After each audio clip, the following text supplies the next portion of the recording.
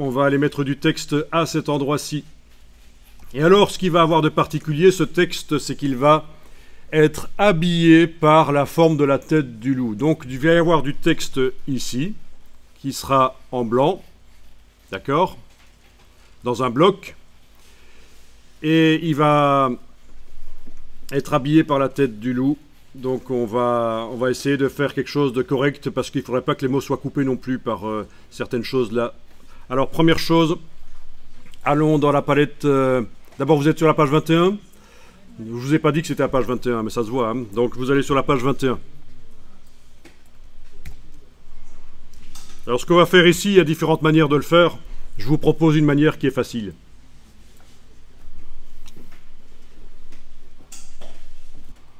Alors vous allez dans la palette des calques, menu fenêtre calque, menu window layers. Vous avez un calque qui s'appelle habillage, donc il a été spécialement prévu pour tous les systèmes d'habillage qu'on met dans le document.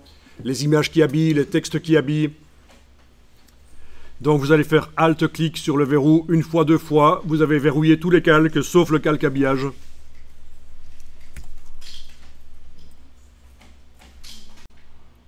Alors nous allons créer un bloc texte à l'endroit de l'image. Bon, déjà l'image, elle n'est pas accessible. Si on essaye avec la flèche noire de cliquer sur elle, on n'arrive pas, parce qu'elle est sur l'autre calque image et texte certainement. Mais c'est très bien, justement, qu'on ne puisse pas travailler l'image, la sélectionner par erreur, parce qu'on veut faire quelque chose à cet endroit-là, un système d'habillage, et c'est autant qu'elle ne soit pas accessible. D'où l'intérêt des calques, de séparer vraiment les choses sur différents calques pour pouvoir manipuler facilement les choses. C'est comme dans Illustrator ou Photoshop, c'est le but des calques. C'est le seul but des calques, c'est de manipuler plus facilement des objets qui sont au même endroit. Alors, on va prendre l'outil texte et vous allez tracer un bloc texte. Voilà, comme ceci, c'est pas mal. Alors, à quoi est-ce qu'il ressemble? Voilà, on le voit mieux là, voilà. À peu près comme ça. Ok. Ok, ça va? Vous voyez le texte? Le bloc texte? Bon, c'est un bloc texte, hein, puisqu'il y a une porte d'entrée, une porte de sortie. Il a été créé avec l'outil texte. Bien. Alors, vous pouvez mettre du faux texte dedans dans un premier temps. On va cliquer dans le bloc, on a le curseur qui clignote là. On verra mieux si je passe en affichage normal, on verra tout. Voilà. Et alors on va faire un clic droit et on va demander de remplir avec le texte de substitution. C'est du faux latin. Voilà. Alors parfois ça marche pas, parfois on voit rien, parce qu'en fait le texte qu'on remplit là prend un style de titre, et c'est tellement grand qu'il n'y a pas assez de place dans le bloc pour le voir. Mais là ça a fonctionné. Sinon, j'annule, et une bonne chose à faire, c'est d'aller dans le menu Type, menu texte, dans les styles de paragraphes, les paragraph styles, et avant de remplir, d'aller indiquer un style, notamment un style qui nous intéresse ici, ça va être dans le groupe ici, le style corps du texte body. Voilà. Comme ça, quand on remplira, le texte qu'on remplit prend le style corps du texte body. Donc je vous rappelle, c'est dans le menu Type, dans la version anglaise, menu texte dans la version française, Paragraph Styles, style de paragraphe. On active ici le corps du texte avant de remplir le style corps du texte qui est dans le groupe ici des styles. Et on fait un clic droit, remplir avec le texte de substitution. Je suppose que ça a fonctionné pour tout le monde. Dans la version anglaise, ça doit être donc toujours le clic droit et puis Fill with text order, Fill with place order text, un truc comme ça, c'est ça? Ok.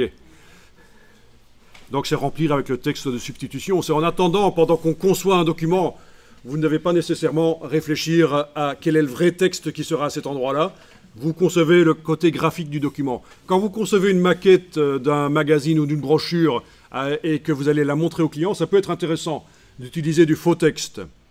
Parce que si vous utilisez du vrai texte, voilà, ça peut générer des problèmes. Parce que le client, pendant que vous êtes en train de faire la mise en page, le design de la mise en page, peut-être que lui, il est en train de modifier ces différentes versions de texte et vous n'avez pas la dernière version. Et si vous mettez une version intermédiaire, donc qui n'est pas la dernière, il y a un risque qu'elle ne soit pas remplacée par la bonne version à la fin. Premièrement, que vous oubliez de la remplacer. voyez ce que je veux dire? Hein? Il y a des fautes dans le texte. Le client est en train de la corriger de son côté dans Word. Et dans votre version à vous, qui est plus ancienne, il y a des fautes. Il y a un risque que ça reste. Donc c'est pour ça que quand on conçoit le design d'un document, ça peut être bien d'utiliser du faux texte, du faux latin comme ça. Autre chose, quand vous présentez la maquette au client avec du vrai texte, il va commencer à s'approcher, à lire le texte. Sauf si c'est du faux latin. Donc s'il s'approche et qu'il commence à lire le texte, et si en plus il remarque, tiens, mais ça, c'est pas normal, on avait corrigé pourtant cette faute, elle y est toujours, comment ça se fait? Il parle plus de votre design. Le design, il s'en fout, il parle de son texte. Donc voilà, le faux latin, c'est bien. Ok. Alors, voyons un peu ici dans le menu habillage. Oui, sur cette page, sur cette double page, si vous déployez ici dans la palette des calques le contenu du calque habillage, je veux dire, pas le menu habillage, le calque habillage. Quand je dis une bêtise, il faut le dire. Hein. Quand vous déployez le contenu du calque habillage, vous voyez qu'il y a deux choses. Il y a ici une image qui habille sur le même calque, sur la page de gauche. Elle repousse le texte. Et vous êtes en train de travailler sur la page de droite.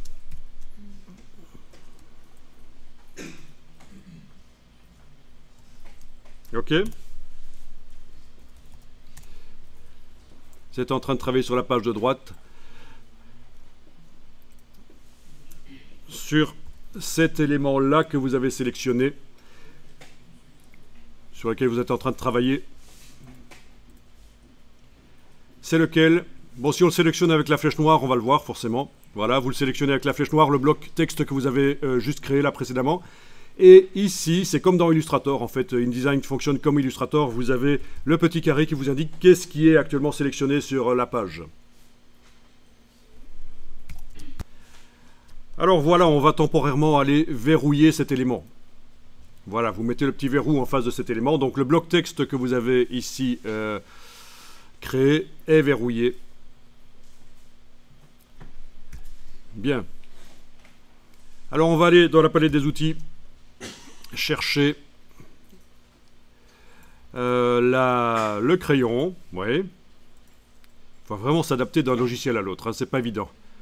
Chez Adobe, ils sont un peu pelants de ce point de vue-là. Ce sont des équipes différentes qui développent Photoshop, Illustrator et InDesign. Et alors la logique n'est pas toujours la même quand on doit passer d'un logiciel à l'autre. Bonjour les dégâts. Donc voilà, le crayon. Et alors vous allez dessiner la forme de la tête du loup, comme ça, voilà. Voilà, voilà, voilà. Mince, ça s'est arrêté, je dois continuer. Voilà. Ok, est-ce qu'on a bien fait un bloc là? Oui, c'est bien un tracé. Oui, parce que vu que j'avais arrêté en levant le bouton la souris par erreur, parce qu'il y avait un chewing-gum collé sur... non, c'est des tasses de café sucré sur la table, donc ça a ripé ma souris. Voilà, mais j'ai recontinué le tracé et finalement j'en ai vraiment qu'un seul. Vous voyez comme ça. Bon, évidemment, on ne dessine pas tout le loup, hein, c'est juste à l'endroit où ça survole le bloc texte. Vous voyez à quoi ça ressemble. Ce genre de choses, quoi. Alors, on va enclencher l'habillage pour ce tracé. Ah tiens, je ne l'ai pas fermé comme il faut, mais ça devrait marcher. Malgré tout. Il n'y a pas tout à fait fermé. Ça devrait quand même marcher. Donc, vous allez sélectionner donc, ce bloc que vous venez de faire, ce bloc en habillage. Si je veux, je peux aller dans menu fenêtre, couleur, nuancier, menu window, color, swatches. Allez lui mettre une couleur de contour différente, comme ça vous allez bien voir où il est. Voilà. Ah tiens. Ouais. Ok. Il est en teinte 30%. Oh, 100% ici. Touche tabulation. Voilà. Je sais pas pourquoi il était en teinte 30%. Donc ça se voit mieux où il est là maintenant. Et ça, c'est clair. Hein. Il est bien rose licorne. Tout va bien. Bon, vous n'êtes pas obligé de lui mettre une couleur. C'est moi, juste pour la démonstration, je montre où j'ai fait le tracé pour certains qui n'auraient pas bien vu. Alors, il est sélectionné, donc on travaille sur lui, bien sûr. On va aller dans le menu fenêtre, habillage de texte. Donc, menu Window, Text, Wrap. Menu fenêtre, habillage de texte, menu Window, Text, Wrap. Ok.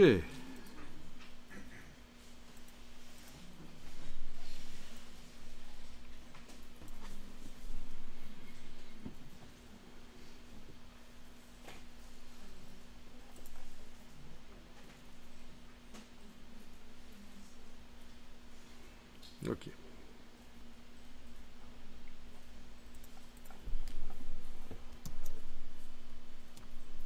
On est bon? Vous avez la palette habillage de texte. Alors voilà, dans la palette habillage de texte, vous allez enclencher l'habillage. Donc si vous commencez par l'habillage ici, la deuxième icône, ça marche pas très bien. On va essayer la troisième qui tient compte du contenu, vraiment de la forme. Voilà. Alors là, vous devriez remarquer que le texte ne se met plus à l'endroit de la tête du loup. Et c'est bon, comme ça, on va pouvoir verrouiller cet élément qui habille. Ah oui, d'abord, on va peut-être lui enlever sa couleur rose foireuse, hein, aussi. Voilà, le contour rose ici, vous pouvez l'enlever avec la diagonale, voilà. Il ne faut pas qu'il soit visible, en fait, hein. Il faut qu'il repousse le texte, mais il ne faut pas qu'il soit visible.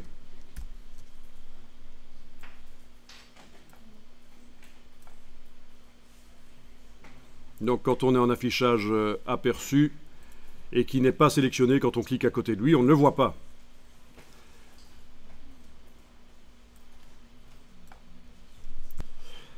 Alors ici, je vais, pour faciliter le travail, verrouiller le tracé qui habille. Voilà. Oui, d'ailleurs, on pourrait le renommer aussi. Il faut le déverrouiller. Alors, il ne veut pas se renommer? Non, quand même pas. Si. Quand vous double-cliquez à l'endroit de son nom, là, vous pouvez l'appeler tracé qui habille. Voilà. Donc, on le verrouille et on déverrouille le bloc texte qui est habillé. Et on va travailler sur le bloc texte qui est habillé. Alors, à ce stade, ce serait peut-être une bonne idée d'enregistrer le document parce qu'on n'a pas encore fait. Donc, fichier enregistré sous. Dans le dossier des IP, le dossier d'assemblage des IP, vous pouvez enregistrer le document InDesign et on va changer le nom, on va mettre 144 à la place de 143. On enregistre. Voilà, donc normalement, maintenant, c'est quand on clique, il n'y a pas d'ambiguïté vu que la forme qu'on a faite est verrouillée. Si on clique, même à l'endroit où elle se trouve, elle ne s'active pas. C'est uniquement le bloc texte qui est activé.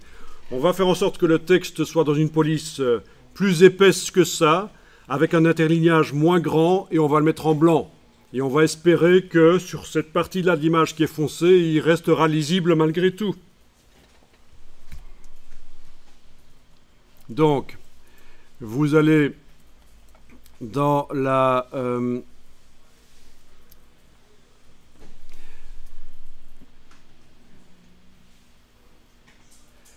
Oui, vous avez le bloc qui est sélectionné. Vous allez dans la palette des outils, activer le petit T ici, pas l'autre qu'on utilise jusqu'à présent, mais celui-là. Donc quand vous avez votre bloc texte activé, vous allez indiquer que tiens, les couleurs que je vais aller choisir, ça concerne non pas le bloc, parce que lui, il doit avoir aucune couleur de contour, aucune couleur de fond, mais ça va concerner le texte à l'intérieur du bloc. Voilà. Ça, grâce à ces petites deux choses ici, vous pouvez viser, quand vous allez modifier les couleurs, vous pouvez dire, tiens, je vais travailler sur le texte dans le bloc ou sur le bloc lui-même. Comme ça vous évite de devoir, avec l'outil texte ici, le sélectionner, il va apparaître en négatif, vous n'allez pas bien voir ce que vous allez faire. Non, on sélectionne le bloc avec la flèche noire et on va indiquer qu'on travaille sur le texte. Voilà. Et qu'est-ce qu'on va modifier? Pas le contour du texte, on va modifier la couleur de fond du texte.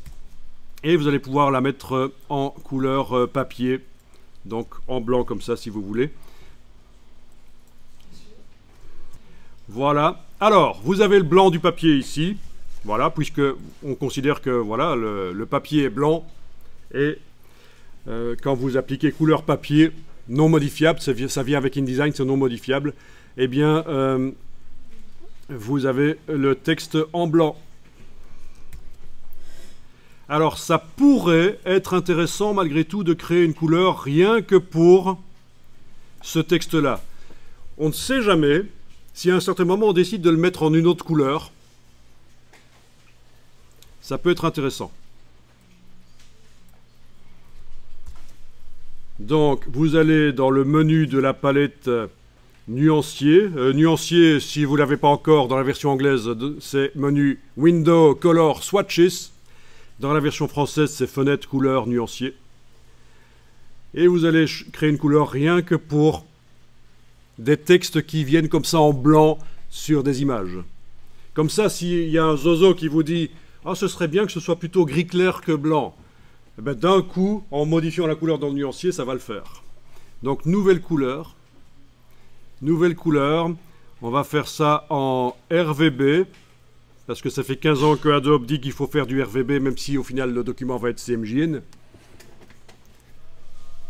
Donc, couleur RVB. Vous avez les 3 curseurs rouge, vert, bleu au maximum. C'est parfait. Vous allez décocher cette option ici pour pouvoir donner un nom à la couleur. Et on va l'appeler texte blanc sur les images. Un truc comme ça. Voilà. OK. Résultat, la couleur du texte, eh bien, celle-là. Ça paraît stupide, mais franchement, ça serait intéressant, vous allez voir. Que on puisse modifier dans tout le document tous les textes qui apparaissent au-dessus des images comme ça. Alors, quand vous bougez le bloc avec la flèche noire, vous devriez voir qu'en fonction de la position du bloc, vous avez le texte qui se redéploie différemment. D'accord? Logique. On a une forme qui habille. Elle est invisible, elle n'a pas de couleur de contour et de fond. Ça, c'est le genre de truc dans InDesign, c'est sympa. Ça met un peu de variété, de fantaisie dans les publications. On ne va pas faire ça pour un rapport d'entreprise ou pour une publication sérieuse, mais pour un magazine, pour une brochure, pour un folder, un flyer, ça peut être sympa ce genre de choses. Et pour faire ça dans Word, c'est un peu plus difficile, donc on utilise vraiment InDesign comme il faut. On va faire attention, bien sûr, à ne pas mettre trop près du bord de la page, parce qu'il y a une limite, quoi. Hein. Je veux dire, même déjà visuellement, c'est intéressant que ce ne soit pas trop près du bord. En fait, on applique aux compositions là, de mise en page les mêmes règles pour que quand vous faites un dessin, une peinture, une illustration, vous réfléchissez au positionnement des éléments pour que ce soit harmonieux, équilibré.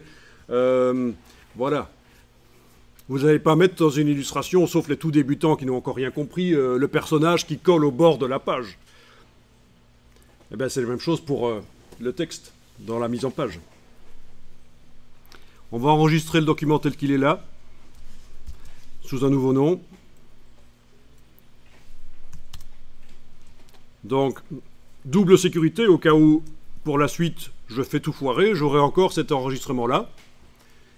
Au cas où il y a un problème technique aussi, voilà, soit en cas de problème technique, soit en cas de problème créatif, c'est intéressant d'enregistrer régulièrement sous un nouveau nom. Alors ici, on va les modifier. Donc, nous sommes d'accord, nous avons appliqué le style. Ben, le texte utilise au départ le style corps du texte. Mais il y a un petit signe plus qui est arrivé ici. C'est encore de la faute des Suisses. Non, je rigole. Ça indique simplement que on a fait des modifications par rapport au style sur lequel on a démarré. Il y a eu des modifications. Quand vous mettez le pointeur au-dessus, vous allez voir l'infobulle vous indique quelles sont les modifications. Couleur, le texte est blanc. C'est la couleur qui s'appelle texte blanc sur les images. Voilà, oui. Ben, c'est pas grave. D'ailleurs, on va continuer à modifier. On va aller dans la palette caractère, menu texte caractère, menu type caractère dans la version anglaise. On va aller modifier l'interlignage, qui est peut-être un peu trop fort là. Voilà, vous allez pouvoir, comme ça, modifier l'interlignage, pas de problème. Je suis passé à 17. Ouais, 17, ça a l'air pas mal, voilà, c'est bien. Ok, au niveau de la police mignon, qu'est-ce que vous avez comme variante sur votre PC? Vous avez toutes ces variantes-là? Vous avez juste italique? Ah, quelle misère. Il va falloir que je creuse pourquoi ça pose un problème comme ça. Ok, donc vous avez juste du régular. Ok, super. Alors, vous savez quoi? On va faire du faux gras, puisque vous n'avez pas la variante bold. Moi, je l'ai, mais vous n'avez pas la variante bold, et ça peut arriver. Quand on fait de la mise en page, qu'on choisit une police qui est particulière, on la trouve super chouette, mais on la voudrait un peu plus épaisse. Bon, on va simplement faire ce qu'on appelle du faux gras, c'est-à-dire, vous avez déjà compris ce qu'on va faire. On va aller sur la... indiquer ici. D'abord, vous avez votre bloc sélectionné, vous indiquez que vous travaillez sur le texte. Vous allez mettre en avant ce qui concerne le contour. D'accord? Donc, 3 conditions. Bloc sélectionné. On indique qu'on travaille sur le contenu texte. On met la case contour à l'avant-plan. Ensuite, vous allez bien sûr appliquer à ce contour la couleur texte blanc sur les images. Voilà. Ah ben ça c'est beau. Non, je rigole, c'est moche. En plus, ça arrive souvent aux débutants. Monsieur, il y a tout mon texte qui est épais et moche, comment ça se fait? Ben oui, tu as appliqué un contour sur tout ton texte. Bon, ici c'est voulu, on fait ce qu'on appelle du faux gras. Vous avez une police qui n'a pas la variante gras, vous pouvez, qu'on soit dans Photoshop, Illustrator, InDesign, vous pouvez éventuellement faire comme ça. Et on va aller chercher maintenant évidemment la palette contour, menu fenêtre, contour, menu Windows, Stroke, S-T-R-O-K-E, Stroke. Je fais du rap maintenant, c'est bien. S-T-R-O-K-E, Stroke. 0,25. Ça paraît bien. 0,25, ça paraît bien. 0,5, un peu trop épais, ça devient moche. On a l'impression qu'il y a un problème d'impression. On peut aussi indiquer soi-même une valeur, 0,15. On peut aller jusqu'au centième ou au millième de point. C'est super précis. Donc franchement, pour obtenir ce qu'on veut, voilà, vous avez la police qui est plus épaisse, en bold, puisque vous ne l'aviez pas. Manuellement, vous avez réussi à l'avoir.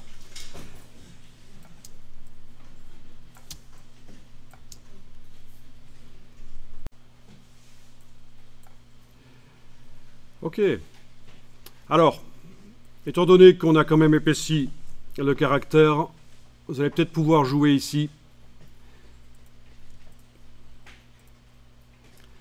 Pour... pas ici, attendez. Misère. Ici. Ah, j'étais en train d'élargir les caractères. C'est pas ça, c'est ici. C'est l'espace entre chaque lettre. Voilà. Ben, on est déjà à 20 parce que c'était déjà réglé comme ça dans le style corps du texte. Donc ici, vous allez pouvoir augmenter un peu. J'utilise la touche majuscule pour passer de 10 en 10 parce que quand même c'est... Sinon c'est trop lent. Voilà. Donc ça peut aider. Ça peut aider d'espacer un peu les caractères. Étant donné qu'on a du texte justifié qui colle de chaque côté de la colonne, il est possible qu'il y ait des mots qui ne veuillent pas avoir un espacement entre les lettres autant que les autres lignes, que sur les autres lignes. Alors ici, je ne vais pas vous demander d'aller modifier les paramètres de justification dans la palette paragraphe pour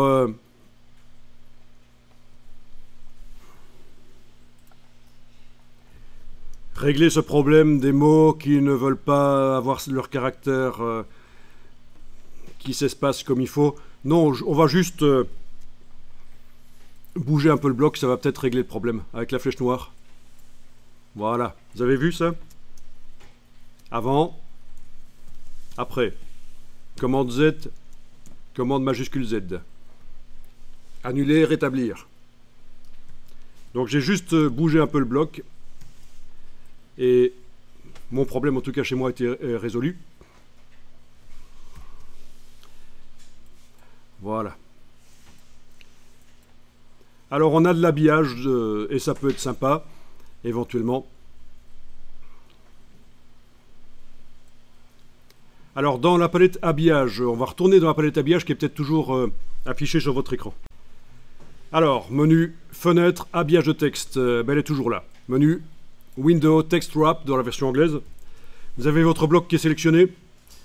Vous avez ici Ah mais non, c'est pas celui-là évidemment, c'est l'autre bloc qu'il faut sélectionner. Ben oui, c'est pas celui-là qui habille. Donc dans la palette des calques, on va devoir aller dans la palette des calques. On va déverrouiller le bloc qu'on avait appelé texte qui habille. On va verrouiller le bloc texte tant qu'à faire, voilà. On va travailler sur le bloc texte qui habille. Pour le sélectionner, vous devez passer la flèche noire sur le document et peut-être qu'il va apparaître à un certain endroit. Ou alors si vous êtes en affichage normal, vous allez voir où il est. Ou alors, pour le sélectionner, vous avez comme dans Illustrator la possibilité d'aller cliquer ici sur... Et non, ça ne marche pas. Si, ça marche. Cliquez sur le petit carré. Vous voyez, la sélection d'objets dans InDesign et dans Illustrator, c'est par la palette des calques. Ça se fait non pas en cliquant sur la ligne. Ça sert à rien, cliquer sur les lignes. Ça ne sélectionne pas les objets. Pour sélectionner un objet, il faut utiliser le petit carré. Vous étiez au courant, ça? Pour sélectionner dans Illustrator des objets, c'est par le petit carré. Enfin, il y a une petite cible, en fait, dans Illustrator, un petit rond. Ici, dans InDesign, c'est un carré, mais le principe, c'est le même. Voilà, il est activé, ce bloc qui habille. Alors, voilà, donc l'habillage de texte me montre en effet qu'il y a un habillage. Vous avez ici l'habillage côté gauche et droit. Vous voyez que le texte se met à gauche, puis il ne peut pas se mettre parce qu'il y a le menton de la bestiole ici, puis il peut continuer là. Bon, c'est un peu foireux du texte coupé comme ça. Et c'est pour ça que vous avez une option que je vous invite quand vous faites de l'habillage de texte comme ça à enclencher. C'est une option très intéressante, c'est l'option plus grande zone. Habiller plus grande zone. Dans la version anglaise, ça s'appelle larger, c'est ça? Larger zone, c'est ça ou quoi? Area, ok. Voilà, et du coup, le texte, quand il est en face d'un dilemme comme ça, qu'il est coupé par quelque chose qui habille, il va se mettre sur la partie la plus...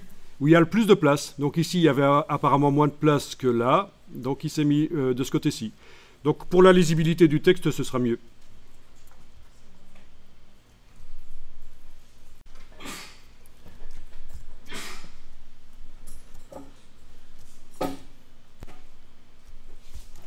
Je vais verrouiller le bloc qui habille, je déverrouille le bloc texte, je travaille sur le bloc texte et je vais aller un peu modifier sa hauteur parce que il n'a pas assez de place au-dessus là pour se mettre correctement. Voilà, je l'ai baissé un peu, la petite poignée là au-dessus, j'ai baissé un peu et voilà, ça peut être sympathique.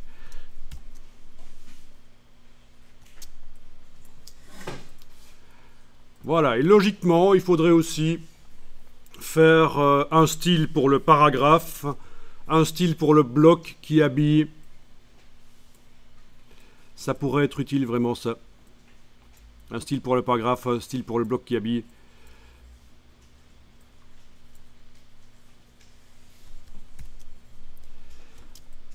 Mais on va pas le faire maintenant. Je vous fournirai une vidéo qui vous explique comment le faire. Mais vous savez déjà comment faire un style de paragraphe et un style d'objet, je suppose. Hein? Pas de problème. Alors vous savez quoi? Là, je termine juste par quelque chose ici. Je vais aller... Vous regardez simplement. Je vais aller déverrouiller le calque image et texte. Je vais aller travailler sur l'image du loup. Et je me dis, tiens, je suis quand même très ennuyé ici. Ennuyeux aussi, ça vous le savez. Mais ennuyé. Parce que la tête est quand même fort près du bord. Et pour mettre le texte, c'est pas évident. Donc je vais tenter de cliquer sur le réticule. Eh oui, les enfants ne regardez pas ce réticule. Alors... et bouger pour mettre un peu plus comme ça, voilà. Du coup, j'ai repositionné l'image dans son bloc. J'ai peut-être un peu trop, je vais quand même la remettre un peu plus par là parce qu'on voyait apparaître le rose du bloc là. Il faut quand même qu'il y ait une petite partie qui déborde, au moins 3 mm qui déborde. Voilà, en tout cas j'ai déplacé la tête du loup dans le... Voilà, j'ai déplacé la tête du loup. Je vais activer les deux objets, l'objet qui habille et avec la touche majuscule, le texte qui est habillé. Je vais les déplacer. Voilà. Ensuite, je travaille uniquement sur le bloc qui contient le texte. Je viens de verrouiller le bloc qui habille. Je vais pouvoir agrandir un peu plus ici. Ce sera un peu plus sympa quand même de faire comme ça. Voilà. Ok. Il y a peut-être un peu trop de texte du coup. Je vais en retirer un peu. Voilà, je vais supprimer un peu de texte ici. Je mets le curseur ici par exemple. Je vais sélectionner tout ce qui se trouve après le curseur. Commande majuscule, touche End. Touche suppression, voilà. Ah oui, commande majuscule End. C'est le système pour sélectionner ce qui se trouve après le curseur. Voilà, bon, on va dire que c'est bon. C'est pas mal. J'aime bien. C'est plus à l'aise que tout à l'heure. Voilà, voilà. Et peut-être bouger le bloc et tester pour obtenir quelque chose qui est sympa. Voilà, ça peut être comme ça éventuellement. Ok. Bon, ce sont des petits amusements de mise en page qui peuvent être sympas. Tiens, tiens. Peut-être remonter encore ça. Voilà. C'est du cas par cas. Ok, dernière petite chose. Si vous regardez dans le corps du texte ici, vous voyez que les tirets, les coupures de mots, ainsi que les virgules, si on trouvait un endroit où il y a des virgules, en fin de ligne, dépassent un peu du bloc. Alors c'est un détail, mais il y a des gens qui font attention à ça. Vraiment. Allez, je vais aller mettre manuellement une virgule parce que sinon on ne va pas y arriver. J'arrive pas à trouver une ligne qui termine par une virgule. Voilà. Donc, les tirets de césure, de coupure de mots, donc, et les... Tiens, il ne veut pas le faire, là. Ah ah, génial. Pourquoi? C'est la journée où ça ne marche pas. Tiens, pourtant, j'avais cru le voir que ça marchait. Ah, mais oui, forcément. On a oublié de le faire sur cet article-là. Donc, il y avait un article où ça le faisait et pas celui-là. Donc, je vais le faire. Oui, parce que c'est par article. Alors, je sélectionne le bloc ici. Ne le faites pas. Je vais aller dans le menu Fenêtre, Texte et tableau, article. Donc, Window, Text and Tables dans la version anglaise. Et alors, il y a ici Alignement optique des marges. Voilà. Ben, c'est l'occasion de voir qu'on ne l'avait pas fait dans tout le document. Il y a des parties où ce n'était pas fait. Voilà. Et vous voyez ce qui se passe ici. La virgule sort du bloc, le tiret sort du bloc. Alors vous allez dire, mais oui, mais c'est vraiment inutile ce truc, c'est vraiment un détail. Il y a des professionnels qui vont repérer ça dans vos documents. Ils vont dire, ah, quand même celui-là, il sait ce que c'est de la ponctuation hors justification. Il sait que quand on veut faire un bon document typographique, on fait comme ça, on enclenche ça. Donc je vais retourner sur mon bloc là qui est habillé, je vais faire ça aussi. Le bloc qui est habillé est considéré à lui seul comme un article.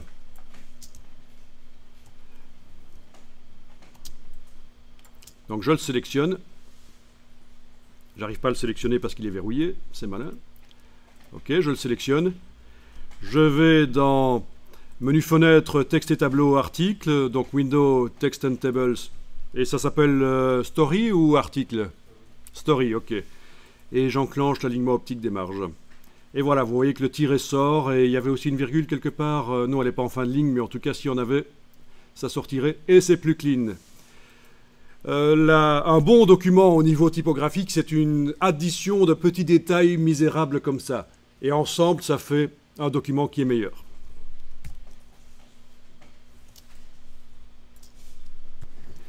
Ok.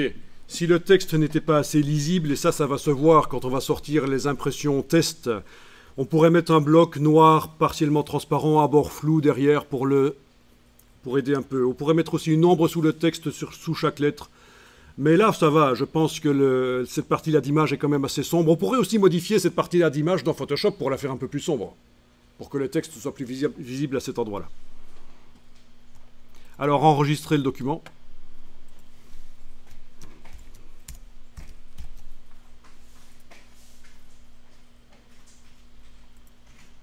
Oui, donc sur cet article-là, c'était déjà enclenché, là, sur le côté.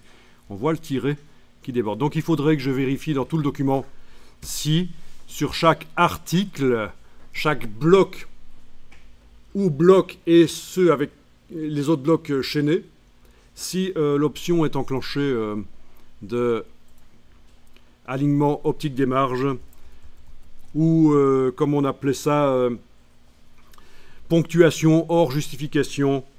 Voilà.